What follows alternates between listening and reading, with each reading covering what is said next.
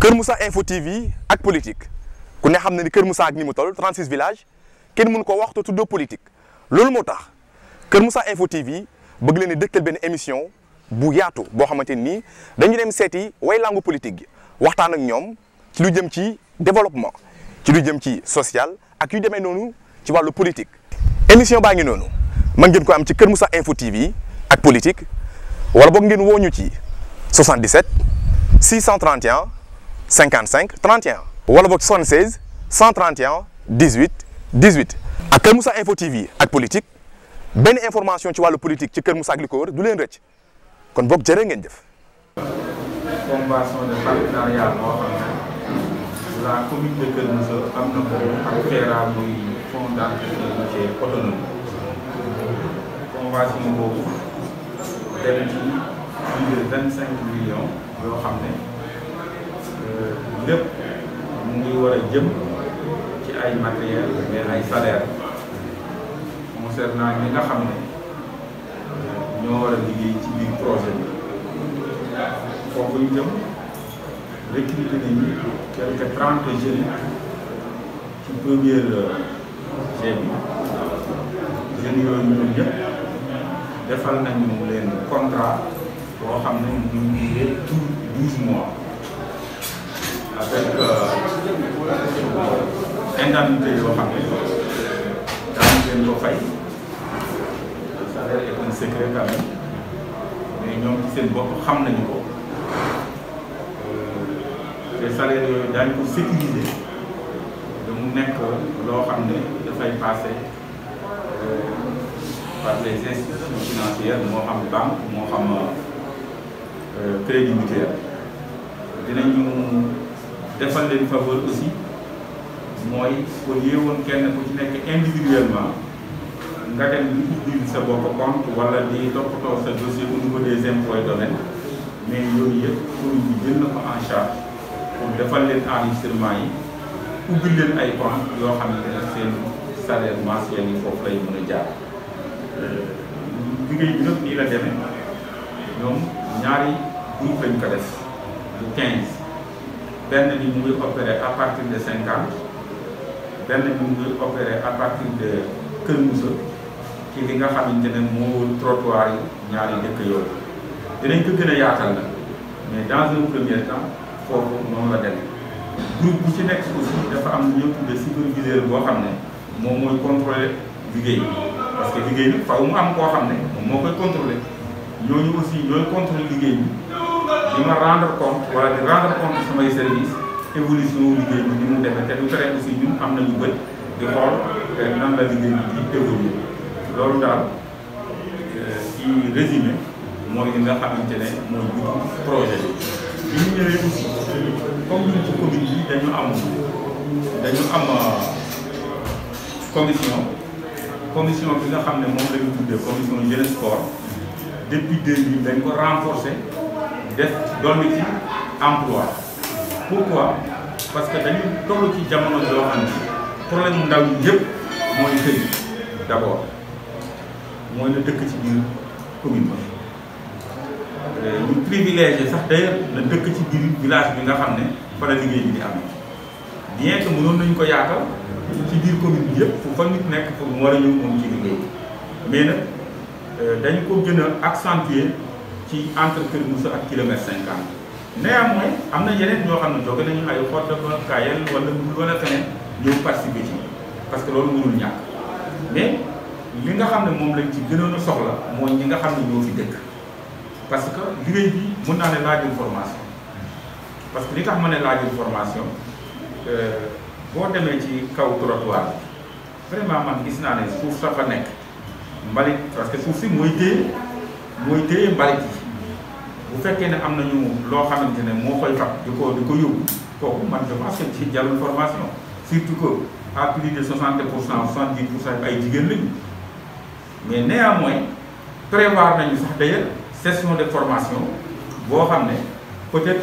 su boobaa dafay laaj ñu yóbbu les superviseurs ñoom bu ñëwee comme ñooy superviseur ñu gën leen a wan liggéey bi ni muy demee mais soo gisee formation boobu aussi boobaa ak léegi mënuñu ko woon def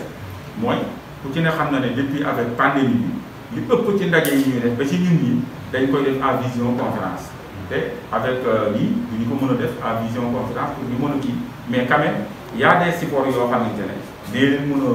dimbali da nga xamante ne ñoom du ñu am jafe-jafe ci liggéey yi bi ñu leen di jël aussi c'est important pour que loolu ñu leeral ko xooluñu ci Massamba ou Mademba diw la wala du dañu ubbi rek def communiqué ku indi sa dossier ñu jël dossier yi ñu amoon nag mënuñu leen jël ñoom ñëpp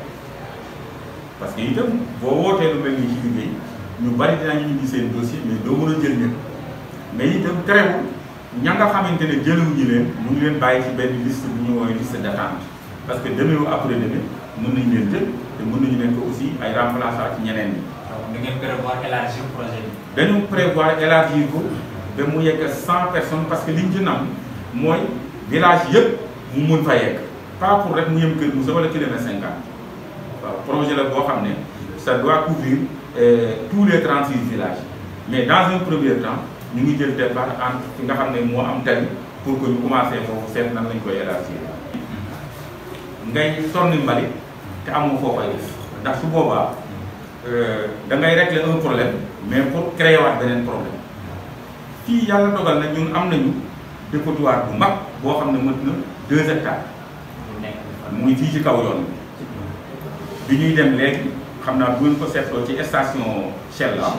Shell bi boo xoolee nii à gauche di nga ko gis malheureusement nag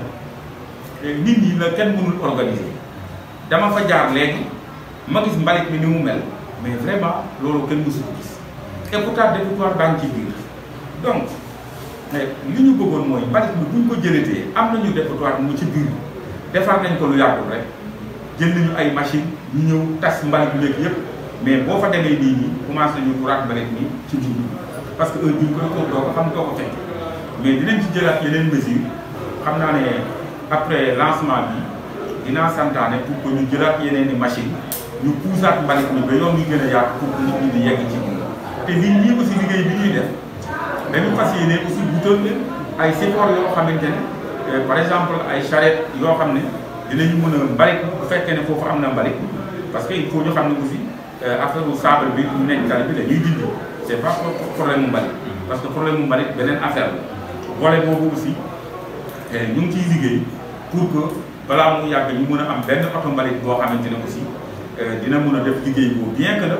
am na oto yoo xamante ne daanañu fi jaar seen collaboration ak ñun ñuy jël mbalit yi mais xam nga suñu dëkk yi ni mu demee c'est-à-dire les villages nekkul des villages yoo xamante ne oto mbalit mën naa accéder ci mboolem village yi mais néanmoins ñu ngi tëgg benn programme boo xam ne d'ailleurs jox nañu am ay prototype charrette yoo xamante ne boo gisee day benn di def lépp pour que yooyu ñu mën a accéder ci yenn village yi ak gox yi nga xam ne moo dem leen Kër Moussa pour que mbalit bi ñu mën ko évacuer après bu ñu ko jëlee ba pare. question la bu am solo parce que man li ma yitteel tey mooy emploi des jeunes projet boobu yàlla dafa dogal ñun bari na lu ñuy génn di tukki dem bitim réew ñi ko moom wala boog ñi ko indi ay marocain lañu xamante naa ak ñoom depuis 2019 daan demalanteeg ñoom di ñëwalanteeg ñoom ba vraiment ñu accepté ñu pour que ñu war fi def benn cimenterie bu mag parce que société la boo xam ne li mu yor ci cimenterie en Afrique bii ñu war a def fii au Sénégal mu nekk ci commune Kër Moussa su paree dafa war a nekk 12e boo xam ne def nañ ko en Afrique c'est une grande société marocaine visité naa ko xam naa leen bu baax a baax bi ñu ñëwee fii nag ñun amuñu suuf bu ñu leen jox parce que li ñu soxla dafa bari mais l'État du Sénégal ak ouverture d'esprit bi nga xam ne président am na ko ci vraiment ñu indi partenaires yi ñu mën fi def loo xam ne population bi daañu ci mën bénéficier woo moom accepté jox leen ci forêt classée bi plus de 800 hectares yoo xam ne ci la ñuy def carrière yeeg usine beeg lépp mais nag ñun en tant que commune bi nga xam ne ci suñu biir la nekk wax naa ko léegi ki gën a jege gën a yey c'est pas parce que Kër Moussa rek moo fay liggéey mais xam naa ne privilège bi Kër Moussa lañ koy mën a jox loolu moom werante nekku ci parce que tout récemment ñëw nañu fi def nañoo ñoom réunion fii avec le conseil municipal liñ ci waroon yëpp def nañu ko ñoom aussi la leen waroon yëpp def nañu ko fan yi passé rek une commission banque mondiale ñëw na fi def na ak ñoom liggéey bu am solo boo xamante ne ay enquête yooyu yëpp def nañu ko ba jàpp nañu ne fi mu nekk nii pare nañu pour am feu vert gouvernement bi rek pour que ñu war a démarrer liggéey bi te liggéey bi première phase bi mooy commencer d'abord defaraat terrain bi te loolu aussi dafay créer ay emploi waaw ba ba ñu yegg ci construction beeg phase bi nga xam ne moom mujj muy emploi bi su boobaa aussi jàpp nañu ne plus de 1000 et quelques jeunes mën nañu fa liggéey te loolu bu ñu ko amoon tey vraiment dina nekk ci loo xam ne dina absorber lu baree bari ci chômage bi nga xamante ne ñëpp moom la ñuy wax biir Sénégal voilà. dégg naa leen parce que garage bi bu ñu koy setal aussi surtout acteurs yi nga xam ne ñoo koy yëngal mu jigéen ñi xam nga man damay wax toujours ne revendication légitime man su amee rek dama ciy ànd ak population lan la ñuy revendiquer foofu la ñuy daane seen doole di fa liggéey donc jaadu na foofu set mais jaadu na foofu ay commodités yoo xamante ne bu ñu soxlaa seen bopp yu mel ne que ay sanitaire ak yépp mu am fa mais jaadu na aussi ci côté sécurité bi ñu veillé ci nan la ñuy veillé premier élément bu sécurité mooy ñu fexe ba foofu vraiment mu am éclairage public tey nag ku wax éclairage public rek xel dem ci lampadaires yi mais comme ni ñu koy waxee rek wax naa leen ko sànq ne leen lampadaires yi bu soobee yàlla lee mu agsi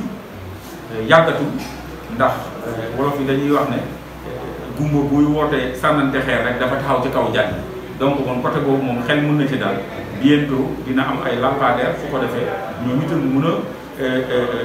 mën a gën a kii ci ñoom leneen li ci des aussi dañu nekk ci distance boo xam ne dafa xaw a xat muy diggante raay bi ak tali bi kooku aussi am nañu benn projet boo xam ne c'est pour xool nan lañu fi war a mën a def ay cantine wala ay étals yoo xam ne nit ñi dinañ ci mën a nekk di jaay en sécurité bañ a jige tali bi vraiment di leen remercier aussi yéen presse bi tey damay wax ne évolution bu mag am na fii ci biir Kër Moussa ndax bu ñu toogee tey dëgër lii bu ñu daan am lu mel nii ñuy woo ñeneen ñi Thiès ñu mel ne journaliste bi doon wax léegi ci beneen kii bi jóge Dakar mais tey ñu am suñu presse locale mënuñu vraiment remercier leen ci loolu te xamal leen ne aussi ñun li ñoo tuddee consommer local moom la ñu fas yéene def lépp loo xam ne ñu ngi koy def dañuy jël suñu presse locale bii ñu defe ko ci parce que li ñu intéressé du ailleurs mais mooy ñun ci suñu biir li fi xew ñu di ko xam bokk na ci presse locale boobu mooy Kër Moussa TV ak aussi Parole TV donc vraiment loolu dañ koy rafetlu boo xamante ne aussi dinaa wax sama conseil yi nga xam ne ñooy gàllo wàll boobu aussi ñu gën leen jige seet naka la ñu war a mën a accompagner ba nga xam ne soxlay askan wi di ngeen ñu ko mën a jottali mais it ñun aussi li ñuy def ngeen mën ko jottali askan wi parce que ñaar yooyu rek moo fi ne liy soxla askan wi ak li nga xam ne ñu ngi koy faj jëme ko ci askan wi te loolu ñaari communication yi bu weccoo rek jàmm dina mën a am ci biir. asalaamaaleykum donc ñu ngi nuyu Kër Moussa Info di nuyu aussi Parole TV ak seeni téléspectateurs ak ñëpp ñi nga xam ne ñu ngi leen di suivre donc question bi toll ci dina yomb ndax ñun commission lañ dañoo nekk benn commission boo xam ne tey bu ñu neexee ñu ne commission bu indépendante dañu ànd ak maire boo xam ne loolu ñu naan joxe bopp rek la donc lu ñëw tey bàyyi commission bi liggéey ci ni ñu ci war a liggéey donc commission bi dëgg la man maay président bi mais maa ngi koy ànd ak Mortala kuy nekk rapporteur commission bi Ibrahima si aussi di liggéey ci commission bi parce que ñeneen ñëpp ñi nga xam ne tey dañuy jàppale ku si mel ni El Hadj mi nekk suñu wet donc bu ñu commencé liggéey bi comme ni ko maire waxee privilégié nañ ñi nga xam ne seen dëkk la ñuy intervenir bi ñu waree dugg 50 aussi comme Ibou Diouf nekk na responsable mbir gi am 50 li ko wër donc moom aussi intervenir na ci liggéey bi moo tax tey jii boo seetloo liggéey bi am réussite bi nga xam ne tey moom la maire wax sànq parce que travail d'équipe la donc maire loolu la ñu ci loolu la ñu yar lépp lu ñëw ñun dañ koy teg ci table bi équipe bi yëpp liggéey si ku ne indi sa xalaat ku ne indi si sa contribution donc bu ñu ko defee rek dañuy am résultat moo tax ñun noonu la ñuy liggéey donc wax nañ mais wax na ko léegi tànn boo gis boo tànn rek di nga am koo éliminer mais dañ ko def entre amul benn parparlo donc dañuy dëgg dossier par dossier ak la recommandation du maire d'abord nekk koo xam ne si gox bi la dëkk donc yooyu yëpp bi mu dajee donc ñu jël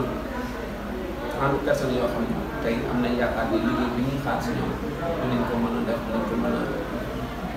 def donc noonu lañ liggéey ba tey nekkoon journée lancement bi donc di ñaan rek ñu ko tàmbalee nii rek ñu ngi si liggéey lépp loo xam ne tey maire séntu na ko si wala am na si yaakaar yàlla defal ñu ko donc projet bi day nekk projet bu sax nekk projet bu gën a yaatu ba ñeneen mën ci bokk. li ñu toll aussi xam nga si biir question bi nee nga ay jigéen kese am na ay góor. am na ay góor am na ay góor peut être bon tey am na kenn ku ñëw si ñoom mais ñeneen ñi ñëw am na ay góor mais nag jigéen ñi ñëw jigéen ñoo gën a bëri donc heure yi ñuy liggéey c' est de 8h à 13h dañuy liggéey du jeudi donc du lundi au vendredi mais ñoom ñu liggéey samedi et dimanche waaw parce que tous les jours de 8h à 13h du lundi au jeudi donc lay week-end samedi et dimanche na seen ay jours de repos. dispositions yi ñu jël rek mooy di leen accompagner donc di suivre ñoom li ñuy def lépp loo xam ne tey maire yi war na intervenir pour gën a yombal seen liggéey donc maire yi ñëw intervenir lépp lu ñu am tamit yaakaar ne bu leen ko maire def rek seen liggéey gën a jàppale donc ñun par nañ ko indi ko maire appelé ko fa donc dañ leen accompagner yombalal leen ba vraiment seen liggéey duñu si am benn jafe-jafe. waaw lii tax na ñu daal mooy di gërëm commission bi ba képp koo xam ne tey jàppale nga commission bi ba liggéey bi mën a sotti ñun ñu vraiment ñu leen di sant di leen gërëm li ñuy lancé jeunes yi aussi mooy liggéey la rek comme ni ko français di waxee amul il n'y a pas de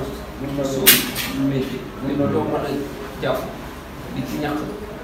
mu lew la jàpp lekk ci boo amee lu gën loolu nga def mais toog tamit di xaar moi je pense que loolu digal ñu leen ko encouragé wu lépp loo mën a liggéey daal mu leen lii liggéey bu lew la loo si ñàkk loo ci am mu lew la nekk ci di xaar yàlla leen donc ñu ngi sant ñëpp comme ni ko maire waxee di gërëm suñu presse bi nga xam ne moom lañu am donc di wàll yaa ngi si dëkk dafa gëm donc di leen encouragé ñu leen ko waxoon keroog mais gën ñu ko firnde tey gën nañoo boole bi leen on est des partenaires tey jii nii donc lu ñu jigéen te am ko bu ko def dañuy ñëw si yéen donc ñu ngi gën a dëgëral partenariat bi te am nañu yaakaar ci partenariat parce que yéen comprendre nga leen dañu see bokk donc ñu leen di sant di leen encouragé la continuer ci lancé bi ngeen nekk. maa ngi tudd Naby Lone maa ngi leen di sant di leen gërëm liggéey bi kontaan lañ am ci liggéey ñëpp te contentement lañ am ci liggéey bi ndax lii ñu lancé projet bu mel nii ci dëkk jafe na te aussi ñu xam nañ ne chômage bi nekk na jeunes yi am ñu liggéey ngeen dégg lancé bi ci mairie bi ñu am nga droit dem profité mën a bokk ci liggéey bi nekk ne dara mu bëgg dara mu ngi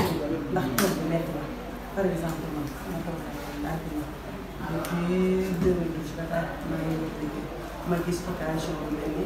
am ci profité aussi am naa lépp trop am naa ci jërëjëf soxna Naar mu mel ni mu ko waxee moom dafa def formation en comptabilisation mais bu mu gisee liggéey bi nga xam ne mooy wàllu nettoyage xeeb ko dafa ñëw wàccee niveau ñëw adhéré ci projet bi donc mu mel ni gis-gis la bu am solo boo xam ne peut-être que jeunes yu bëri war nañu ko mën a partager mu mel ni dañuy déewaat mbokkam si wala doyloo nga ni soxna Naar donc mu ngi noonu moom nam nga waxee doyloo na li nga xam ne moom la Naar doon wax kon nag liggéey baa ngi noonu moom la monsieur le maire lancé tey jii ànd ko président commission bi Lota Ndiaye mu bëri ay ndaw ñi nga xam ne ñoo fi nekk ñu ay jigéen ñu fas yéene ci liggéey en tant que ay patriotes ci seen i kàddu donc loolu la Palor TV ak Kër Moussa TV ñëwoon dégtal si waa Kër Moussa ak waa Sénégal yëpp di leen di wax ni woy leen di abonné ci suñuy chaîne moo xam YouTube moo xam Facebook wala Twitter continuer leen di ñu jàppale ñu leen di tànnal li nga xam ne mooy li leen yitteel Kër Moussa ca kaw ca kanam biir Palaw TV biir Kër Moussa Info. Kër Moussa Info TV ak politique ku ne xam ne ni Kër Moussa ak ni mu toll 36 villages kenn mënu ko wax te tuddoo politique loolu moo tax Kër Moussa Info TV bëgg leen di dëgtal benn émission bu yaatu boo xamante ni dañu dem seeti way langu politique gi waxtaan ak ñoom ci lu jëm ci développement ci lu jëm ci social ak yu demee noonu ci wàllu politique. émission baa ngi noonu mën ngeen ko am ci Kër Moussa Info TV ak politique wala boog ngeen woo ñu ci 77 631 55 31 wala boog 76 131 18 18 ak Kër Moussa Info TV ak politique benn information ci wàllu politique ci Kër Moussa ak li ko wër du leen rëcc kon boog jërë ngeen jëf.